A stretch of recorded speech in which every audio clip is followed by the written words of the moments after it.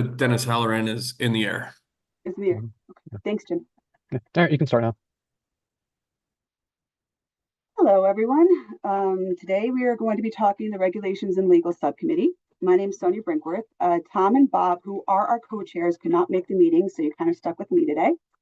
However, before I start the meeting, I just wanted to read something. I know I speak really fast, especially about septic issues, so I wanted to just kind of frame some of this conversation that we may have today, and I just wanted to read something. I've had the privilege of working in local health for over 17 years, alongside incredibly competent and dedicated engineers and analysts from more than a few state agencies. A big shout out to Matt, Amanda, Sean, Lauren, Antonella, Carlos, Yvonne. These are just a few of incredible state officials we work closely with. In our world, it's not unusual to start a day with a call from DEEP's pesticide program or the Department of Consumer Protection or agriculture or aquaculture. That's the nature of our work. Broad, interdependent, and deeply connected to the communities we serve. One thing we don't talk enough about is the institutional knowledge that was lost during the pandemic. Many local and state agencies saw a mass exodus of experienced professionals. While we've all been doing our best to hold things together, it's critical to acknowledge that what was lost isn't easily replaced. As directors of health and sanitarians, our roles can vary significantly across Connecticut. But I believe you'd be hard pressed to find a local health department that doesn't recognize the serious public health implications of the lack of affordable housing. When I'm out in the field, because I'm a sanitarian too, I speak with contractors, teachers, daycare workers. The stories are the same. The kids who grew up in these towns can no longer afford to live in the town. The paramedic EMT who may save your life can't live nearby. The teachers and daycare providers we trust to care for and educate our children struggle to find housing in the communities they serve. The builders and installers who construct our homes oftentimes cannot even afford the houses that they've built. What I've seen in these towns is that most towns do support housing efforts when the conversation is framed in these terms. But there are real constraints too. Septic capacity, for example, sets a hard limit on the density a given parcel of land can support. And that's not a bad thing. It's a challenge that just requires us to think outside the box. In my own town, we've had success with this approach. Our officials work directly with us, and I see potential in scaling that kind of collaboration statewide. In short, local health are the boots on the ground. We are here, ready to help, but we cannot do this effectively without the right support. This moment has been a long time coming, and I could not be more supportive and sincerely grateful of this effort.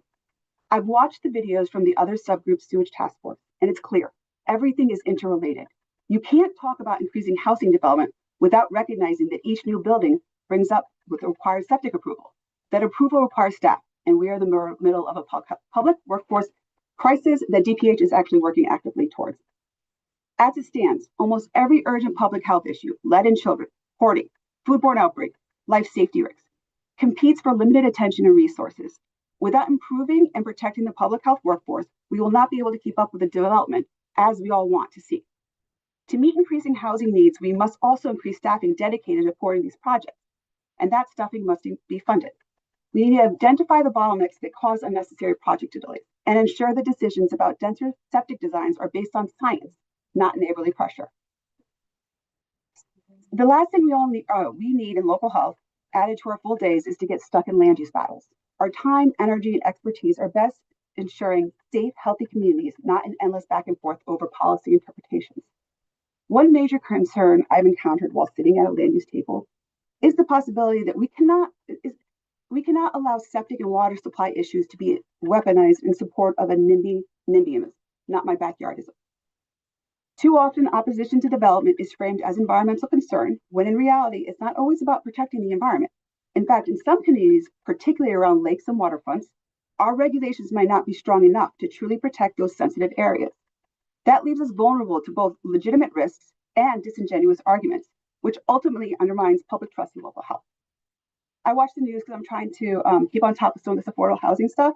And I always think when I see one of the projects being in the news, that sometimes when I listen to what happens, well, it actually might be a public health issue. And sometimes when I read about them, kind of wondering, what is public health or environmental risk? And why is the development being stopped?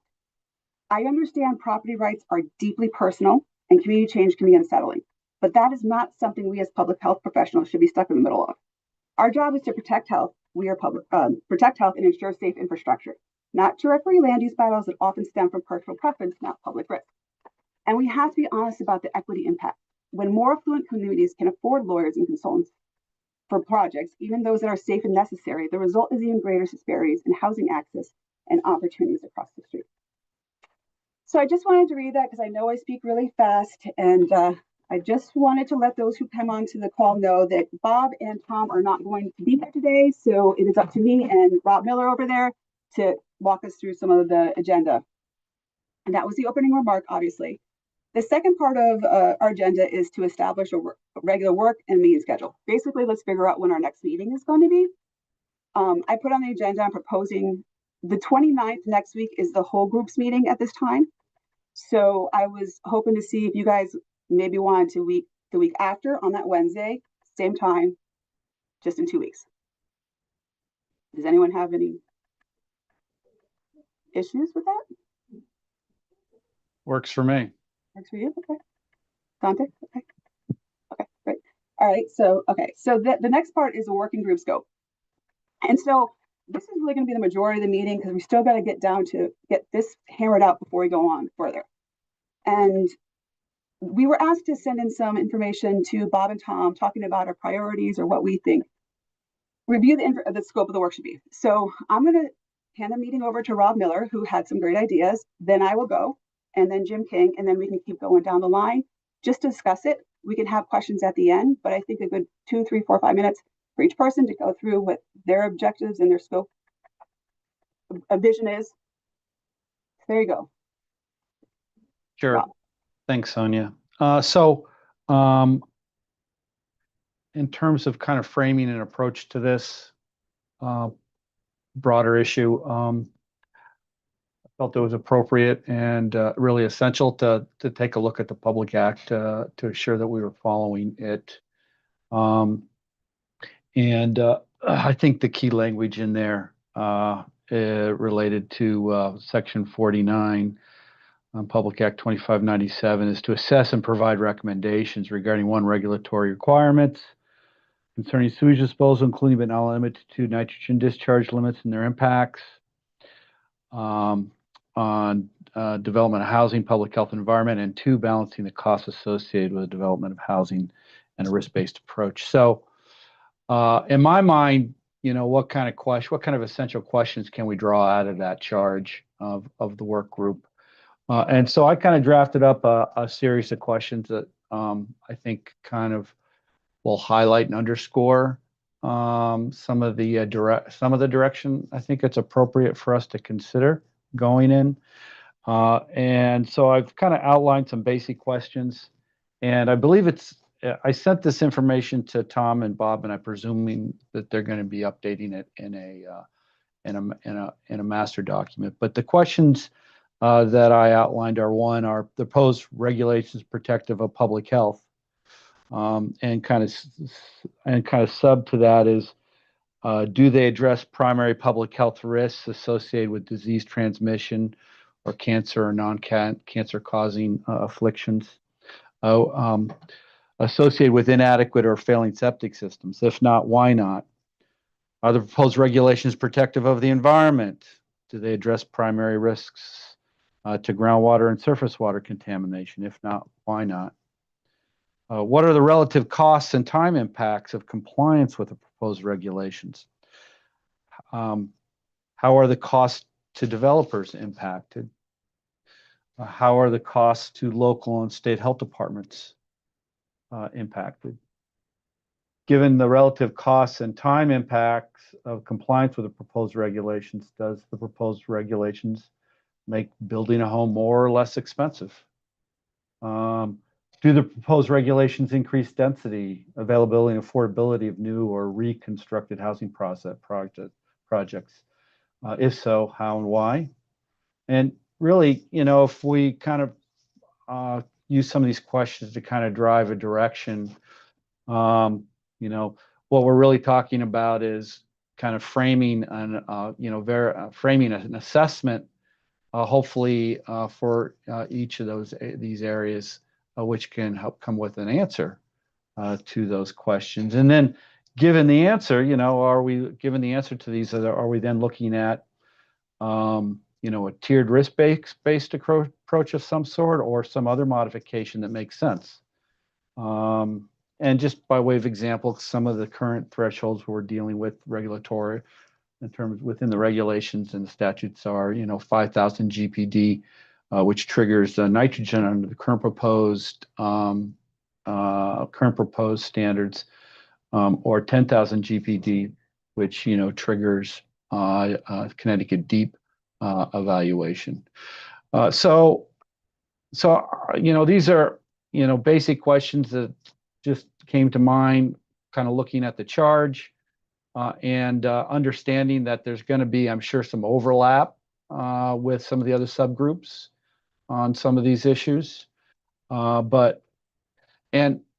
not married to these questions. I'm sure somebody could frame them in a much more eloquent, concise manner than I did. But the idea is to kind of identify some at least some basic questions to start to direct this subgroup, and then using those basic questions to kind of develop a framework for an assessment to answer some of these questions and hopefully get some forward progress with this subgroup.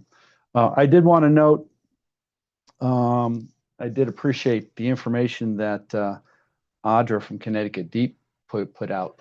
I took a look at that, and it kind of provides, I think, a good foundation of what the public health and risk factors are, or public health risks are associated with nitrogen loading in our groundwaters. And so I did appreciate that information, and it's going to help, I think, do a good job of guide us, provide some good citations. I don't know if anybody else saw it, but it was helpful information. So that's where I'm going to leave it for now. My thoughts on how to progress and move forward here. I'll pass it back over to Sonia at this point. So my approach was definitely more, 30,000 feet. Definitely love Rob's ideas and his questions, and they really, they're great. My whole thing when I was looking at this is there's 3 areas that I'm concerned about. One of them is the training requirements with the regulations with our sanitarians. Not just, everyday training like the phase 1, phase 2, as well as more training when we're getting into these higher development systems and some standardization. And that's why I read that statement before. The other one is, it is about the technical standards and alternative treatment program. Ms. Costa, thank you so much for sending that information, because it really kind of made me understand what was where was going, the whole thing. That would be a concern. I understand technical standards could maybe easier in certain cases, but I think it's a discussion to have if we're going to be a recommendation about how to proceed going forward. And I do, obviously, I'm not a lawyer, so I don't know the legal part of that, which is great that you're on here, Ms. Costa. And the third one is legal framework. And why I read what I did in the beginning is because of that. Local agencies are constrained by legal processes that complicate enforcement and slow down unnecessary regulatory action, particularly in areas like with septic. Right now, from what I understand, and Rob and I were kind of going a little back and forth about this, is when you deny a project, it's an official order. I've had to do that, and it took a 5-year legal battle. DPH was awesome, held my hand the whole way, but it is a process and took 5 years to solve. Those are the types of things that can really muck up the health department. I mean, that's a lot of process, a lot of time being spent, and having to meet with lawyers and explain the septic process before you can go into appeals hearing. There just seems to be a better way to handle this. On top of the fact that sometimes when we're looking in local, we go to our town councils. Well, sometimes all these different decisions is what's going to make it a little more difficult for the developers to come in if we don't have any standard process and standard answers to provide developers, homeowners, the lot. So those were my 3 areas that I thought to concentrate on. And next, I'm going to send it over to Jim. Sorry, can I ask a question about something you said, Sonia? When you talk about technical standards, what conversation are you asking to have? So I saw in the regulations with the 2596. Yeah. So, I'm not really familiar with the technical process before, but I do feel like if we had been able to all kind of have this meeting before, that would have been really helpful. And I know it's advisory in nature, but is there any way that it could be more than just advisory? Yeah, so Yeah, we can address that later on, but Dante, doesn't the regs, don't the, you want your role in terms of The forming the advisory technical council. STEM? So we can address that later, but in general, the code advisory committee doesn't exist in statute or anything like that, Mhm. and doesn't have, any real authority. DPH has authority to set technical standards, and we do the code advisory committee to hear from people. It wouldn't be it would be like having hospitals vote on hospital regulations, right? And so that's something we kind of struggle with, is kind of the regulated entity being able to decide how they're regulated. We really appreciate all the feedback we get in our various stakeholder engagement processes, be it with regs or technical standards. But to make the code advisory committee have voting power is something that we would need to further discuss in the agency, and would certainly kind of complicate our standard operating procedure for how we regulate. So the one thing I thought about is the building code, however they're set up, seems to be something that could be helpful to look at for us, from them having an appeals process that goes directly to where they can actually appeal something, not such a legal situation like doing our appeal process. Just curious, because I know that building officials, I know it's a lot more work and it's a lot more time consuming, but just something maybe we can look at going forward for an example. Miriam, you're on mute. Sorry. I might think about that in the greater context of what this group is charged with and how we want to prioritize our time.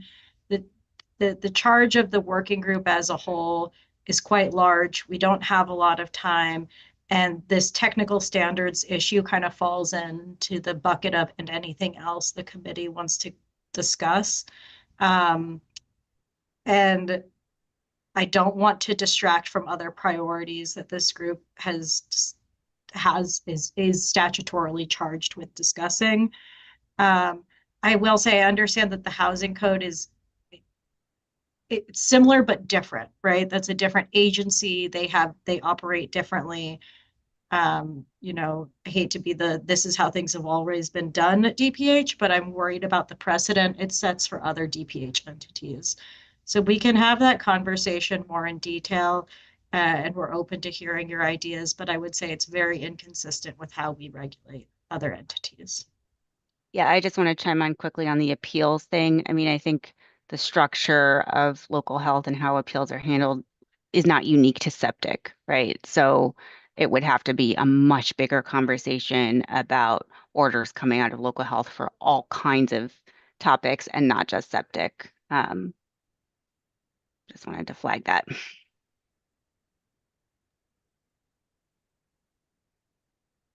Any other questions? Or go, Jim. Sonia, I'm with you. I'm at a 30,000 view on this, and where I'm coming from is we need to bring advanced treatment into Connecticut. That is not, we're behind. We are behind. You can look across the nation, you can look internationally, and we have not brought this to our constituents. It's a very powerful tool in the toolbox. It does address nitrogen. It can address other nutrients as well. It addresses treatment, and it does bring with it oversight. We do need to be diligent in how we do bring it into our state. It can be expensive and it can be inexpensive depending on what the goal of that product is. Now, I was asked the other day, I'm at the national conference right now out here in Ohio, and I'll be returning to Connecticut shortly. But, I was having those conversations with some of the other manufacturers, like, what do you see the cost of a system in Massachusetts or Rhode Island? And for a, soup to nuts, we're talking anywhere between 35 and 40,000 for a 3-bedroom. However, there are drop-in technologies that were quoting me between 5 to 8,000 to rejuvenate and to add that treatment aspect to a dispersal field. So there are other options here. Now, if those same systems I was just talking about, those drop-ins, Those can also, when you add on a dispersal field to that for a brand new system, that does increase that system, but the dispersal cost, we already have that here in our state, so we're adding that treatment aspect. So my goal here with this group is I really do want to see treatment available to our constituents. I do want them to have the ability to use those. It will help us in the long run. One of the things I also brought up is beds. Beds are used all throughout the nation. No, that's an overstep. It's used predominantly in many of the states and counties throughout the nation. It's well proven to work. We could bring that into that would help reduce the size of these fields um, while not having a negative impact to the environment. So that would be a space savings that we could then bring in more development with. And I think that's a really good carrot here for everybody to go forward. The other thing I would like to say here, as I am on the Nower board, I'm one of your executive members there. So I'm kind of doing a halfway pitch here, but training is available. We can set up training. So if the state in our training and as you guys know, I'm preaching to the choir here. If a guy got his license in 1977 to install dispersal systems, the code has changed, the products has changed, the world has changed. But he's had a license for over 45 years, and we haven't seen him since. How do we bring him up to today's standards? So I think a requirement for CEUs for all of us, designers, installers, and regulators, whether that's a 1 year, 2 year, 3 year, 5 year, I don't know what that answer is, but we could bring that in and talk about it. And organizations like CalRA will only be strengthened by it. CHOP will be strengthened by it. And we could do that here in our state and become a much stronger, educated, and have better systems. And I think for the environmental protection piece, that is enormous. So I think those are the two I would really like to focus on in this group. And then anything that we do, we need to be backing it with science. There are things I think in our code right now that exist that do not have a scientific background. And I'd really like to see anything that we do have strength and be something that our people can go back to 10, 20 years from now in the same place that we are and say, well, they were using this document and this document still holds, or this document was updated, so we should probably follow that. So I think those are the two things that I would really like to see, or three things actually. Thank you, Jim. So I'm just going to go down the line. That was awesome, by the way. Definitely love the environmental pitch for the AT systems being on the shoreline. Thank you. Dante, it's you're up next. Yeah, I'm here mostly to listen. I think I want to understand sort of what the implementation implications would be for various regulatory approaches so that we at DPH can take it back and consider and balance all of the concerns that you raised, obviously public health being our primary jurisdiction, but also understanding that there's sort of an interrelation between environmental health and protecting the environment and public health, and then the public health impacts of affordable housing. Um, I think just on the AT, and I'm sure Miriam can chime in on this too, we have statutory authority to potentially oversee AT, but it requires resources. We have gained no resources at DPH to take on the expanded jurisdiction, right? Just like Sonia was raising at the local health, our scope of jurisdiction may be expanding into larger and more complex systems, but we kind of have to do that within available resources. And so I think, that would really entail developing an entire new dedicated program to make sure that, to the extent that AT is a good or other alternatives, whatever they may be, are a good solution to some of the concerns about density and nitrogen and other things. What kind of regulation would that require, right? How closely do we have to sort of stick with those programs as systems? I've heard that you are married to them, right? Like they might require monitoring and things that we don't currently have a setup for. in our regulatory approach to these systems. We have a prescriptive kind of one and done unless there's something wrong with your system. Like Sonia said, the local health is boots on the ground. So I think it will take a lot of, you know, thinking together and accessing resources to make that a reality. So again, to Miriam's point, I'm not sure that we need to fully sort of answer the questions of what AT should look like in Connecticut. I think, probably the focus should be on what the jurisdictional transfer should look like in Connecticut for the larger systems, and then balancing what we're hearing, this need for um, clear standards that can be applied across the state to address your concerns, Sonia, about sort of, the sort of town might get involved, land use, protected areas, et cetera, understanding that like the shoreline is very different than, say, the hilly area in the corner of the state. So trying to balance those where we can't, regulate district by district, we are in a position of regulating across the state, right? So that's our task, is to kind of come up with that balance. And so I think that should be our primary focus, is understanding whether, the regulatory approach that we've proposed, are there other ideas? Is it going to hit that right balance? So I think the way that Rob posed those questions is a good way to think about it. Um, you know, are we protective and balancing those competing interests in the right way? And I think that's what should drive the work. Excellent. Like, so spot on, Dante. Miriam, would you like to go next? Sure. I think to Dante's point, the way we're going to implement or develop regs on AT is really going to be dependent on how these regs had shape up. And we had really hoped to have these discussions over, between legislative sessions, focus on AT, but that, the legislation asked this working group to focus on the regs. And so it's hard for us to kind of have that AT discussion simultaneously because of that, and more so because of the resource issue. And just to shed a little bit of light, the state's on a hiring freeze right now. We had previously gotten approval to hire somebody who specializes in AT to help develop this, but we're not able to do that right now.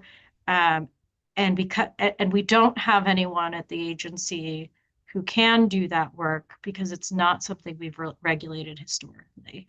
So we understand the desire to use, leaching fields and other, nitrogen treatment systems. We do hear you all on that. But we don't really have the necessary specialization to do that. I think, with that, one of the primary concerns is that DEEP does kind of a more individual review, case by case, and that's because they have the engineers who have that ability.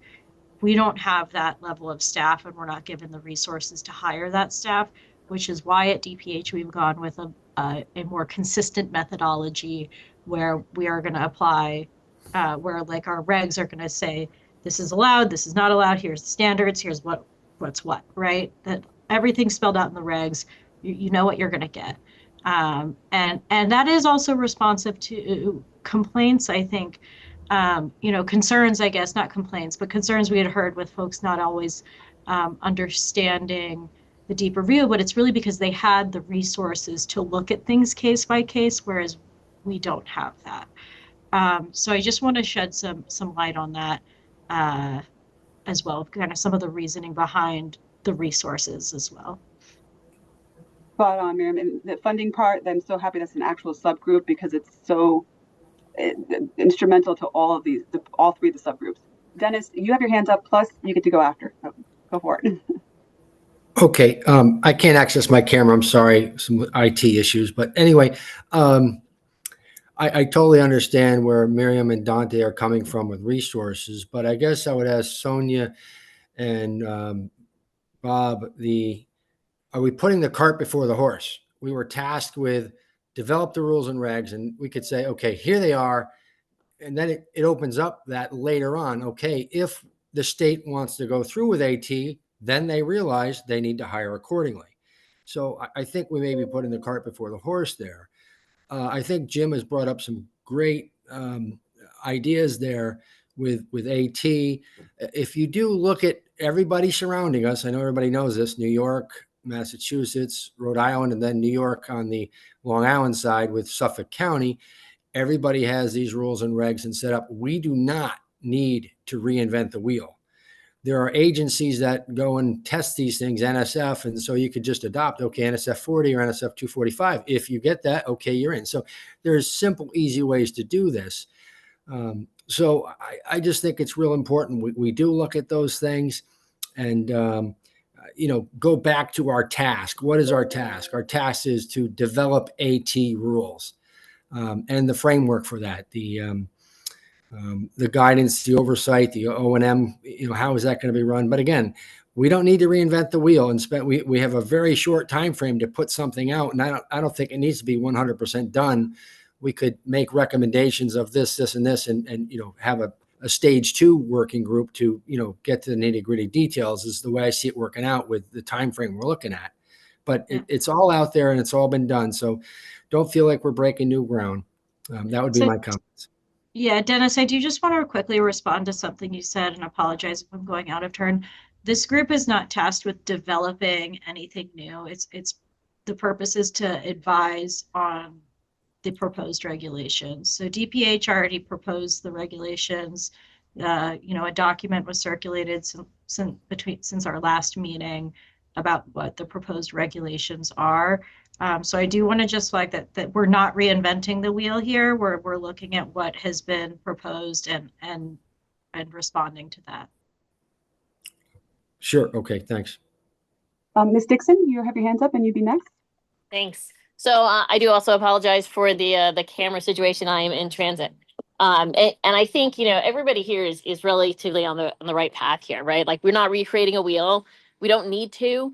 AT comes with advantages and disadvantages, right? But in terms of the scope of where we're headed, in terms of what this committee needs to do, really figuring out what those questions are that we need to answer is where, I think we spend a bulk of our time. The AT question really should get coupled with the nitrogen group because those two things go hand in hand. When we're looking at technology, we have to ensure that there's going to be protection with that, with public health and the environment. So I think if that's a path, then maybe that's a suggestion we stick in their bucket. Many states have different tiered systems that are set up, and again, not recreating the wheel. If that's something that the state needs to look into to help with housing, I think that's great, but it does have to be coupled with resources. So as the director for water permitting, resources are really serious. The state's been on hiring freezes. They have been downsized significantly over the course of the last 20 years. And our entire underground injection control program is 3 people. It is 3 for the entire state who oversee 300 permittees, AT and conventional. And that's a lot of work. It is a ton of work to put on 3 individuals and still expect them to come in day after day to put on a smiley face. And so we hear you. I think, the one size fits all, it could be as simple as let's come up with some standards for each of these tiers and just say, this is going to be the standard, right? And then local governments have their own controls, right? And they can do their thing. And these standards can be based on where you are in the region, right? The state is unique. We have the coasts and we have the mountains, and there are ways to do this. But anything that comes out of this committee, at least for me personally, it has to come with resources.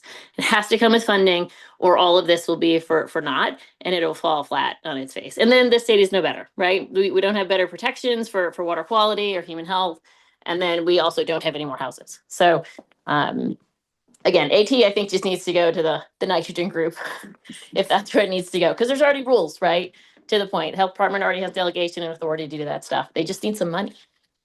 A lot And Audra, we can always sit on the other committees and they're going to be bringing information over. And I couldn't agree more, especially for us on the shoreline. We're not looking at nitrogen for development. We're looking for nitrogen because we're under orders and we protect our water sources. So there's also more than just that one nitrogen conversation that will be had by the group.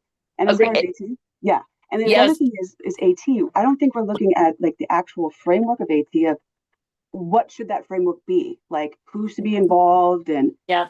that kind of thing. So I think you're going to see AT in both. I plan on going to that meeting on nitrogen environment in a couple of weeks too. I'll definitely be stating that as well. Yeah. So I agree with you. yep, I went last week and I provided the same information that I provided this group with. Really, we don't have to recreate a lot of wheels. It's just a matter of how much money do we have. So if we can figure out how much money we can allocate to these programs and to the departments, then we can work backwards, right? To figure out where we can head to help move everybody along in the way that they really want to move anyway. Agreed.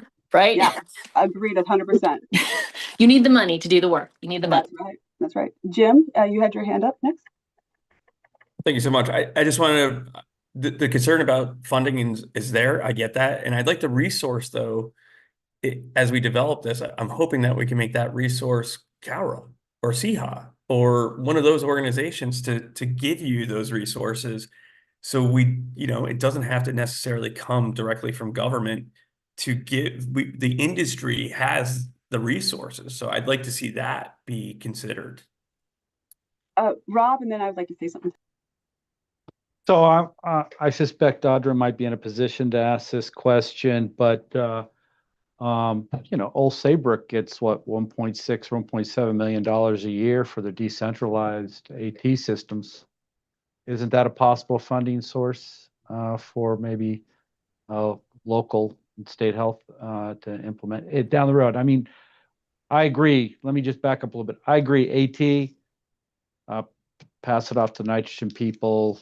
We're not developing regs, not necessarily in my mind an important priority for this subgroup, although generally speaking, it's a very important issue and one that obviously we will have to plan for in the future. But I'm just curious, Audra, is there any possibility at all of tapping some of those funds for local public health when we do get to a point where, we're managing, tens or hundreds of thousands of gallons of discharge a day within our municipality through these AT systems? It's a good question, and I don't have like a yes, no answer. I think there's always possibility.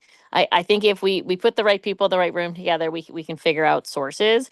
It's a matter of like, can you get those communities together? I come from, originally from Connecticut, but I've worked in other states before. And, regionalization is something that needs to be talked about all the time. Not every town should be in charge of a wastewater treatment plant. They don't have the funds for it. They really don't. And, if there are ways that we can look at how funding is being, coming into the towns and then how it's being allocated. So whether it's regionalization, it's, help through the cogs, there are ways to do it. And again, it's not recreating the wheel. It's just looking at other infrastructure and in other states and cities to figure out how they've done it.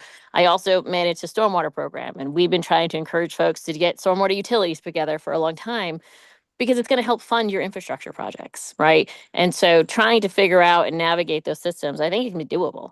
Right now, I don't think there's a pathway for like the old Saybrook just because of the way the regs are set up. Right. Can I just interject real quick? Because so in a town like ours, we have a wastewater facility plan, and we also are under orders. So we do actually can have the ability to access clean water funds as we do updating the wastewater facility plan. Like through the different, like Carlos and Yvonne's group. Yeah. So we all work with them on that. That's what I would believe what Old Saybrook would have maybe gotten money for. But that's also a lot of time and energy that towns don't have to do, especially with your health department being so small. Right. The other thing I always keep on talking about building is I spoke with our building inspector the other day.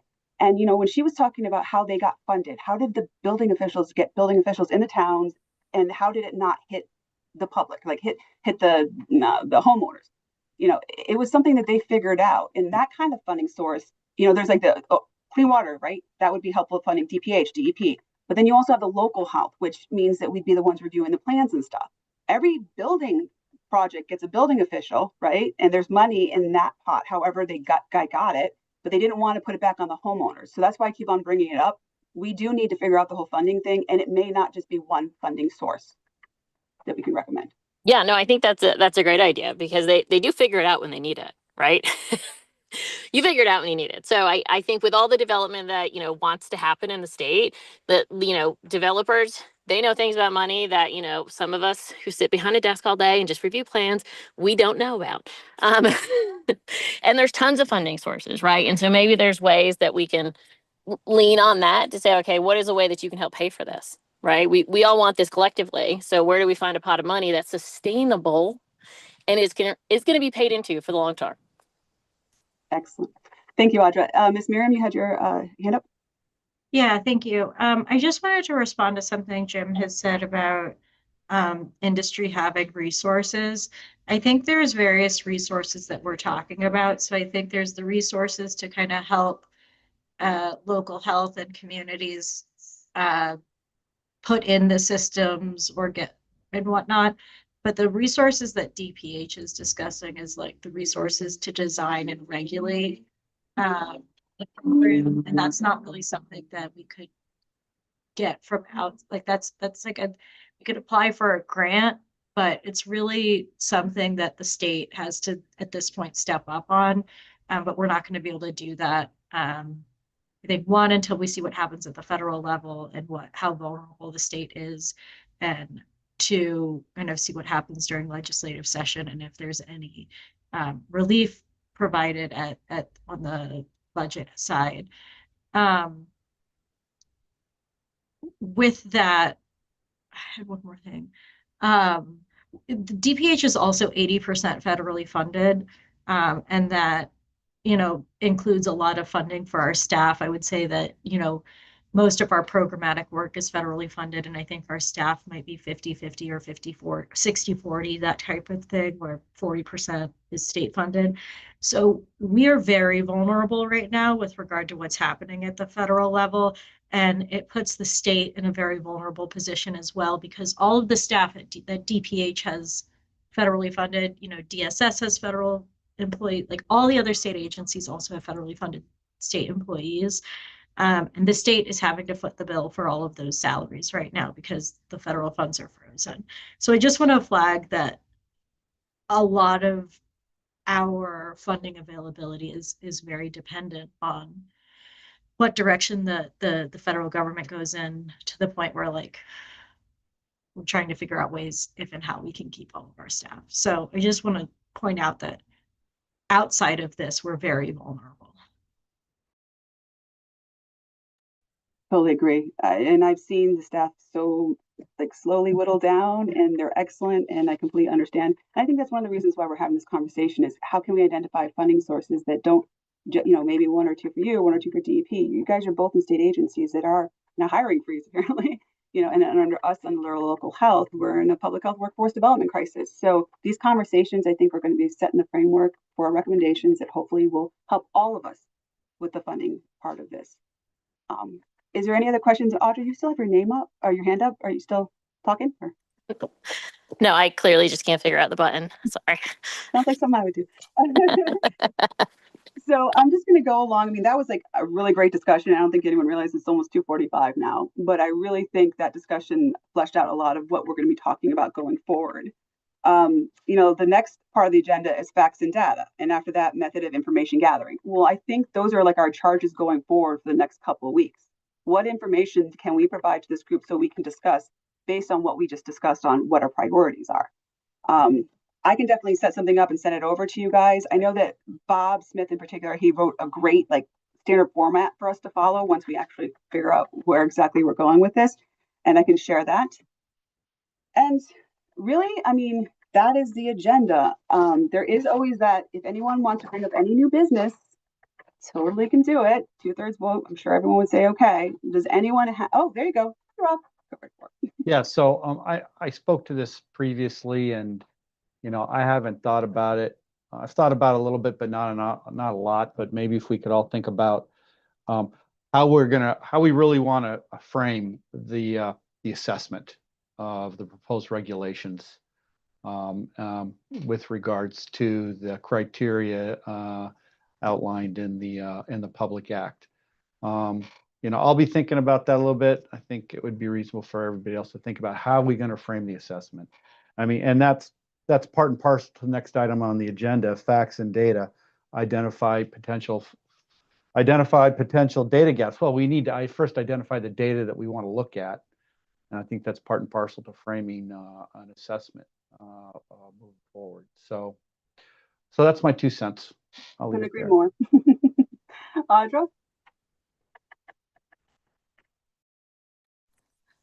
So I was going to mention that of what kind of data. So, Deep is the director. I'm happy to turn over any sort of like analytical data. I don't know that that's going to help much of our discussion here in terms of what AT looks like. The nitrogen group's already on that. But there was something that was mentioned in the public act, and the charge was, part of it is like, does the reg as currently written, does it support growth? Does it, it's really looking at like a funding type of question. And so something just to give food to thought of how this group would acquire information about funding to answer that question, because it's not something we get at Deep. So when I think about like groups to reach out to in terms of like how much is the cost impact, of something, it's widely, speculative. You can put a lot down on paper, and whether or not that means a whole lot, right? So we don't get that information when it's submitted to us. I heard somebody say they were at a national conference who, maybe there are some vendors and some folks out there that we could lean on and ask some questions to, primarily more here in New England, probably. But cost questions are always tricky, I think, when it comes to making that evaluation for regs. So give that some thought, I suppose, of how we'd get that information. Definitely one of the things that we should gather data on. I agree. Yeah, totally agree. And again, I think we could set out a couple emails later on this week. Sorry, a little slammed right now. Just making some suggestions for facts gathering data. Reaching out to a couple of different individuals like Jim and Dennis who can tap into Kara, Niha, and Nara. Rob Miller, myself, CADH, CHA, that kind of thing, and bring that data back to the group in 2 weeks. We are meeting next week as well as the whole group. Kind of try to summarize this, put Tom and Bob back in the hot seat. They will report out onto the rest of the group of what we've discussed. And then methods of information gathering. So data and methods of information gathering. I'll send an email out. And honestly, we're looking for all information from all of you guys to whatever you think. And like Audra had a great point there. And just gather that information so we can discuss it in 2 weeks. Is there any other topics that anyone would like to talk about septic regulations and legal? Specific? No? Oh, Sonia, real quick, could you just lay out the priorities at the end of this meeting in an email, how you see them, so that we can be task focused 1, 2, 3 and answering those, so that we are moving the ball on those priorities? So, Jim, I think that's a great idea, but I think we need to list what we've talked about and then vote on what those priorities should be. But yeah, you're right. You're absolutely right. I couldn't agree more. And it's going to take me a little while, but I will get there. And then we'll get something out to you guys. Absolutely. No, you're right. You're absolutely right. Hi, Rob. Yeah. Since and this is an ancillary issue, and it's a legal question for Dante, if she doesn't mind, related to Public Act 2596 that she sent out. And I'm reading the provisions related to the technical standards, noting that the technical standards are not defined as regulations, but that policy and procedures can be implemented as long as there's a notice of intent in the regulations tracking system to adopt them. So I'm trying to wrap my head around what that means. Does that mean the technical standards themselves are being noticed in the e-regulation system, or just the provision of the regulations or the proposed regulations we have now in the system? Within the proposed regulations, there's a section that discusses and establishes the technical standard process. Is that the piece? Yeah, it's not neither really. So the help me language, understand. yes, I'll explain it. So the language about basically the tech standards don't have to be promulgated as regs, protects them in the sort of process that they currently have, right? Because we don't want to be in a position where we're using something that hasn't been through the regs process as if it was reg. So codifying it in statute and saying, the other agencies have similar types of guidance documents for different topics. That allows us to keep them updated. As we all know, the regs process is very onerous, especially where we have a moving target. So that's just sort of baking them into, legally protecting them basically the way they are. Okay. Policies and procedures. Yeah. Do you have a question? No, go ahead. Go ahead. Yeah. Policies and procedures. So policies and procedures are an option for agencies that have statutory authority for them to basically put forth placeholder regulations faster than the full regulatory process. So it allows you to implement them before they've been all the way through the process. And so that's what that does for us, is give us, save that authority for us as an agency to put forth regulations. It really doesn't impact the technical standards because, again, those are not regulations. That's protected in the language of the statute itself. Does that help? Okay. Yeah. So policy and procedures are not the technical standards. No. Okay. Okay. And I needed to clarify yeah. that. Mhm. And maybe an example of a policy and procedure that DPH puts forth is like a circular letter to fill No, gaps. No. they're So on their way policy- to becoming regulation. Yeah, Okay, so they're always policy- going to be They're going to end up as regulation eventually. Okay, Yes. that makes sense. Okay. So I want to kind of add something to that too, because we've used policy and procedure too to kind of launch regulation as almost like a pilot, so that folks can experience it and give us more feedback, because the public comment period for a public policy and for a regulation that's been implemented as a policy and procedure is going to come after the implementation point. Sometimes it can be 30 days, sometimes it can be a couple months, but more just saying that it allows us to do that. It allows us to implement the regulation sooner, especially if there's imminent change necessary, federal deadlines, whatnot. But it also gives folks the chance to kind of live out the regs a little bit and provide comments. The other thing I'll say is that for the technical standards, when we did have these septic regs out for public comment, the Code Advisory Committee had not yet met. So we released the draft technical standards prior to them being reviewed by the Code Advisory Committee, just so that people could get an understanding of how they might be applied in the regulation, so you could really form that connection. And it also kind of helped inform feedback at the Code Advisory Committee meeting. Okay, that's very helpful. Policy procedures are effectively regulations, They or are. not. They are.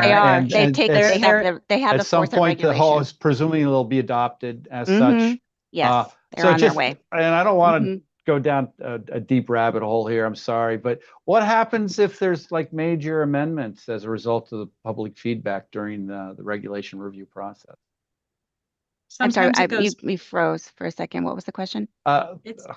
Go ahead, Miriam. You heard me? Yes. So I heard. If there's big changes, Dante, as a result of public comment, it depends on how big the policy change is.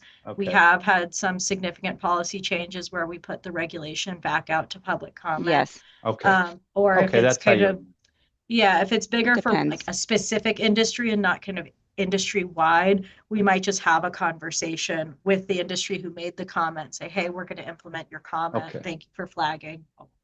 And regardless, all comments are responded to in writing, right? The substance of all the comments. So when we decide what to do with comments, whether to make changes or not, that will be articulated in a comment response document that goes out to the public on eRegs. And then any changes in the proposed reg would also be posted in a new version, like an edited, updated version of the new reg. So there's a sort of public communication piece of that that's already built into the process. Well, that definitely clarifies things. I appreciate you guys taking the time to answer that, because I know some colleagues may have questions about it too. Now I can share that info. Thank you for clearing that up, actually, Rob. I appreciate you asking that question because I had similar questions. So is there anything else that we need to discuss before adjourning this meeting, other than 2 weeks from today, if everyone's free, 2 to 3 p.m., as we would normally have met, and next week is our full meeting on the 29th. Anybody else have anything they would like to state? Nope. I want to say a good big shout and thank you to Trenton and Peter for helping us through this Zoom process. Thank you.